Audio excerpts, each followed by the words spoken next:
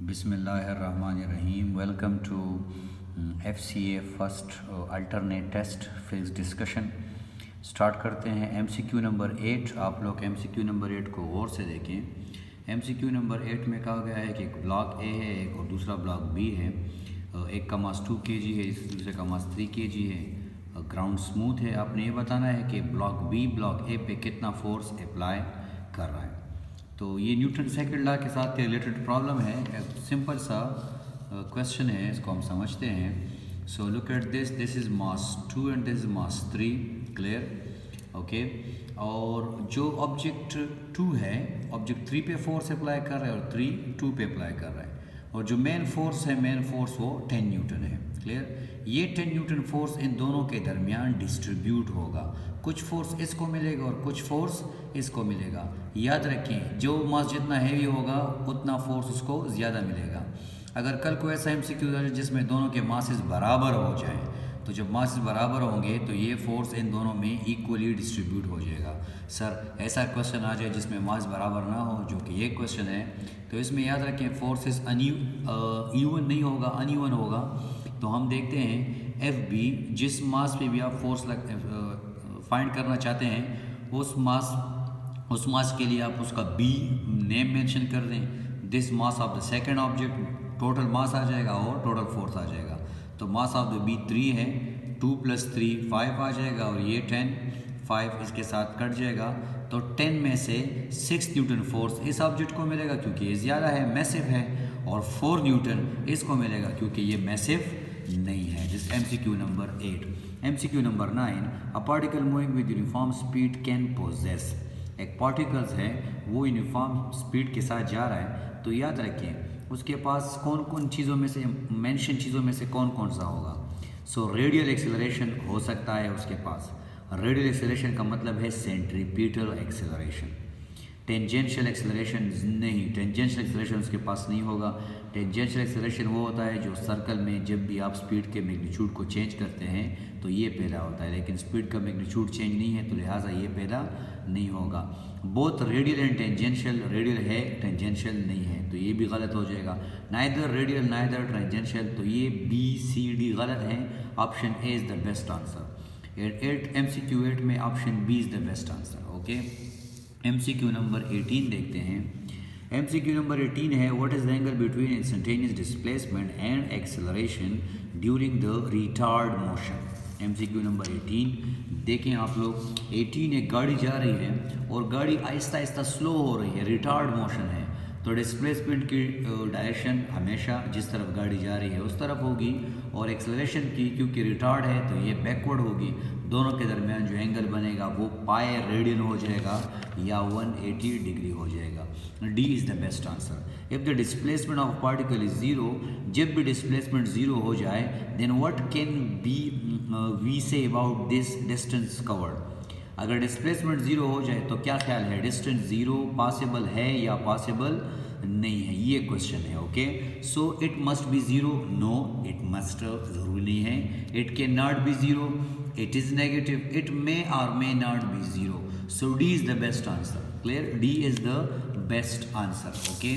आप चेक करें, look at this, you are moving in a circular path. तो आप जहाँ से स्टार्ट ले रहे हैं आप वहाँ पे वापस दोबारा आ गए हैं। डिस्प्लेसमेंट क्या हो जाएगा, ज़ीरो, लेकिन डिस्टेंस ज़ीरो नहीं होगा। डिस्टेंस क्या होगा, 2πr। इसका मतलब है कि डिस्प्लेसमेंट ज़ीरो होने का मतलब ये है कि डिस्टेंस ज़ीरो हो भी सकता है और ज़ीरो नहीं भी हो सकता। सो जो बेस्ट आंसर है दैट इज़ इट मे और may not be zero. MCQ number 28, if a ball thrown straight upward with initial velocity 30 meter per second, how much time does it take to reach its maximum height? आपको velocity दी गई है, आपसे time मांगा गया है। एक simple equation याद रखिए, simple first equation of motion से आता है v is equal to 10t, t is equal to v/10। v की जगह 30 आ जाएगा और 10, सो 3 सेकंड में। अगर ये 30 मीटर पर सेकंड से आपने फेंका है तो 3 सेकंड में रुक जाएगा। 30 मीटर पर सेकंड से फेंका है 3 सेकंड में रुक जाएगा। 40 से फेंका है 4 सेकंड में रुक जाएगा। तो ये बातें आपने याद रखनी है। ओके, बल्कि समझनी है आपने। 29 MCQ number 29, MCQ number 29. A projectile is launched with an unknown velocity and angle of 30 degrees from the horizontal of level ground. Which of the following statement is true? The horizontal component is less than the vertical component of velocity. Horizontal component of velocity is greater than the vertical component of velocity. Option C. Both the horizontal and vertical components of velocity are equal. Horizontal component of velocity is used to calculate the time that the projectile is in the air. तो यहाँ पे horizontal और vertical components को compare किया गया है। याद रखें जब भी एंगल 45 होगा तो x और y कंपोनेंट आपस में इक्वल होंगे, इक्वल। लेकिन एंगल 30 डिग्री है तो 30 पे हॉरिजॉन्टल कंपोनेंट वर्टिकल से ग्रेटर होगा और हम जानते हैं कि प्रोजेक्टाइल मोशन में हॉरिजॉन्टल कंपोनेंट कभी भी कम नहीं होता है, हमेशा कांस्टेंट रहता है। तो ये component through out the motion y component से ग्रेटर होगा क्योंकि एंगल क्या है 30 और 30 के लिए x कंपोनेंट ग्रेटर होता है और y कंपोनेंट स्मॉलर होता है। अगर ये एंगल 45 होगा तो दोनों इक्वल हो जाएंगे। क्लियर? सो इसमें जो अच्छा ऑप्शन है that is a is the best option. Horizontal component, no, B is the best answer. Horizontal component of velocity is greater than the vertical component of velocity. Okay, MCQ number 38. If you drop a ball from a 100-meter tall building, approximately, how far will the ball fall in 2 seconds? 38 number MCQ है। 38 number MCQ के लिए formula याद रखें, h is equal to 5t square. Sir h is equal to 5t square कब use करेंगे? जब भी आप ऊपर से आ रहे हों और टाइम आपको गिवन हो और हाइट रिक्वायर्ड हो तो सिंपल आप यहाँ पे t की जगह 2 पुट करेंगे। 2 2 ज़ा 4, 4 5 ज़ा 20, height is equal to 20 metre. आप किसी कुएं के साथ खड़े हैं और कुएं में आपने पत्थर फेंक दिया है, पत्थर 2 सेकंड के बाद कुएं से टकराया है पानी से, तो याद रखें जो कुएं की हाइट होगी वो 20 मीटर होगी। ओके, नाउ इसके बाद MCQ number 39, look at 39, which of the following can be zero when the particle is in motion for some time. देखते हैं क्या ज़ीरो हो सकता है अगर एक पार्टिकल कुछ टाइम के लिए मोशन में हो। स्पीड कभी भी ज़ीरो नहीं हो सकता, डिस्टेंस कवर्ड कभी भी ज़ीरो नहीं हो सकता, डिस्प्लेसमेंट, यस डिस्प्लेसमेंट ज़ीरो हो सकता है। Okay, displacement is the best answer. 48. If the distance covered by a particle is zero, distance zero हो गया है, then what we can say about its displacement? Displacement must be zero. Displacement must be zero. A train takes 1 hour to go from one station to other station. Speed is 30 km per hour for the first half hour and 50 km per hour for the next half hour. Average speed of the train is, आप याद रखें आपके पास equal times हैं यहाँ पे और unequal distance हैं, तो याद रखें एवरेज वेलोसिटी की जो इक्वेशन है that is equal to average velocity is equal to v1 plus v2 divide by 2।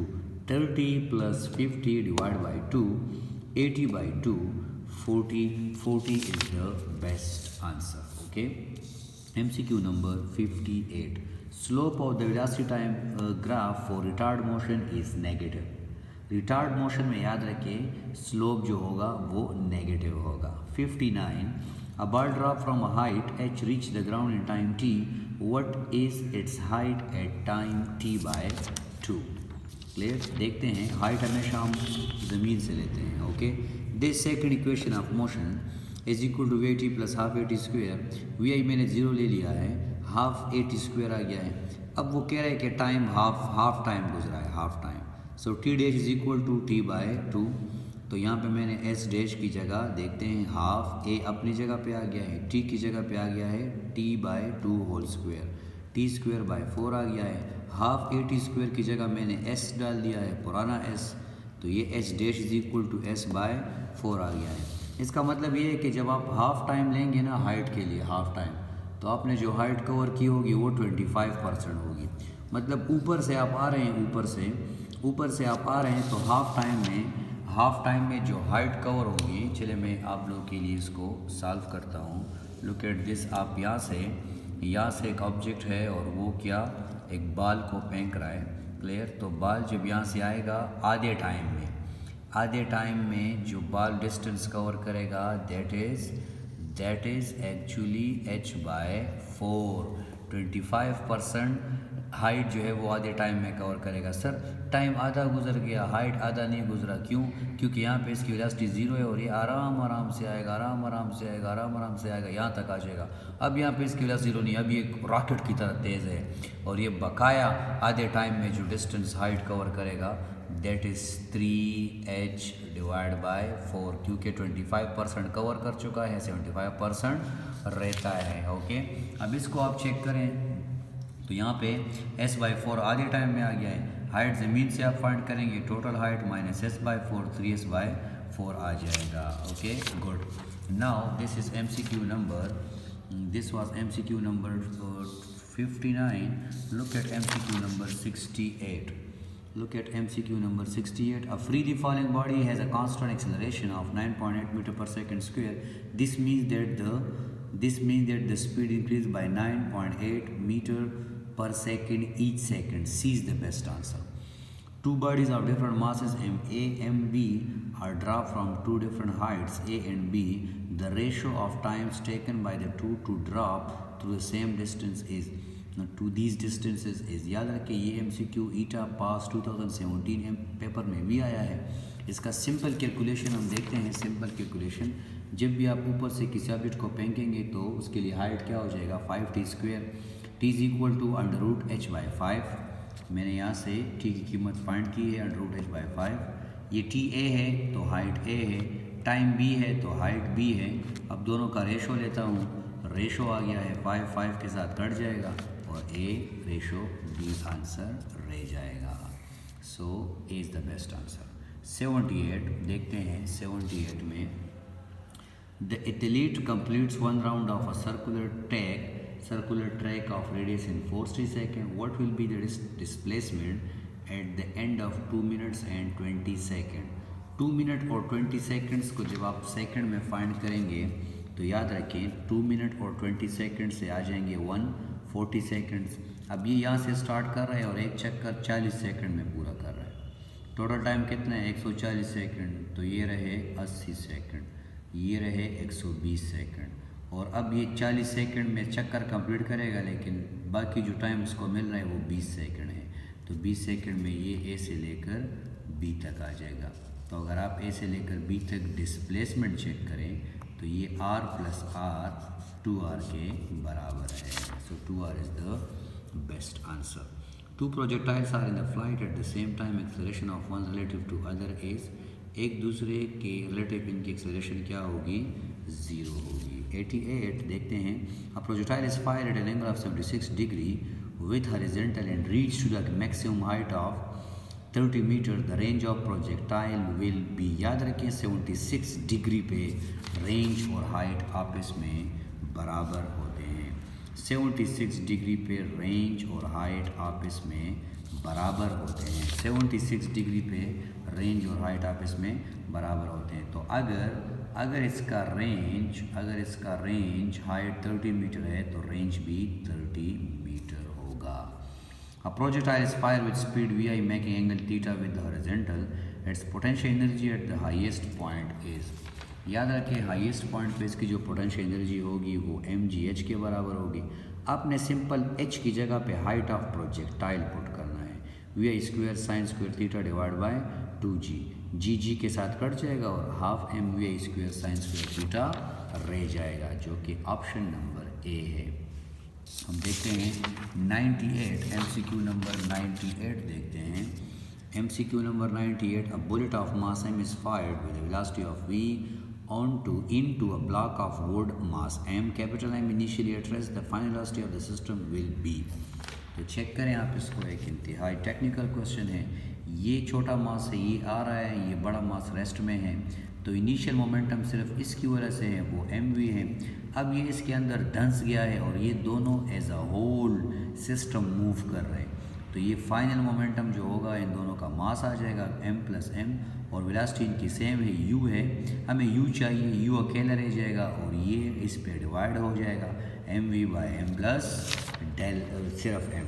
तो देखते हैं जो बेस्ट आंसर है that is actually C, B is the best answer. Okay, B is the best answer, B is the best answer. Acceleration due to gravity on earth depends on the gravitational mass of the earth. B is the best answer. Okay, इंशाल्लाह कल alternate test जो second alternate test है उसकी phase की discussion इंशाल्लाह कल upload होगी। इस टेस्ट में कोई भी मसला हो आप बिल्कुल कमेंट्स कर सकते हैं और हम 24 आवर्स जो हैं वो आपके कमेंट्स का रिप्लाई करते हैं। Okay, wish you best of luck.